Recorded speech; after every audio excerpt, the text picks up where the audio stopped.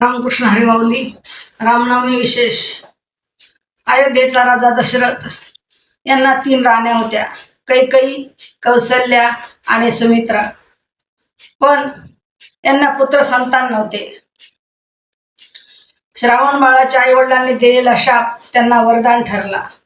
संत महात्म्यांच्या सांगण्यावरून त्यांनी पुत्र कामेष्टी यज्ञ केला. तेव्हा त्यांना राम, लक्ष्मण, भरत, शत्रुघ्न अशी 4 मुले झाली. तेव्हा सगळ्या अयोध्येवासियांना खूप आनंद झाला. सर्वांनी दारापुढे सडा रांगोळ्या केल्या, गुढ्यात तोरणे उभारली आणि राम जन्मला ग सखे, राम जन्मला असे गाणे म्हणू लागले.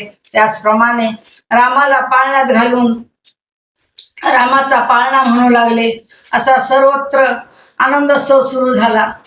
नंतर थोडे मोठे झाल्यानंतर त्यांचे मौंजीबंधन करून त्यांना वशिष्ठ ऋषींच्या आश्रमात 12 वर्ष गुरुसेवा करण्यासाठी पाठविले. कारण गुरुकृपा ही केवलम, शिष्यस्य परम मंगलम. गुरुसेवा ही सर्वात श्रेष्ठ सेवा आहे.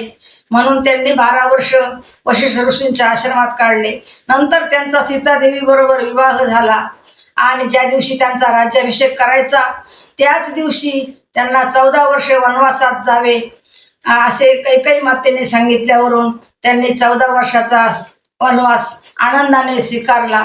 ते 14 वर्षे अरण्यात गेले. पण त्यांनी 14 वर्षात रावणाचा वध केला. त्याचप्रमाणे शबरी मातेचा उद्धार केला, अहिल्याचा उद्धार केला.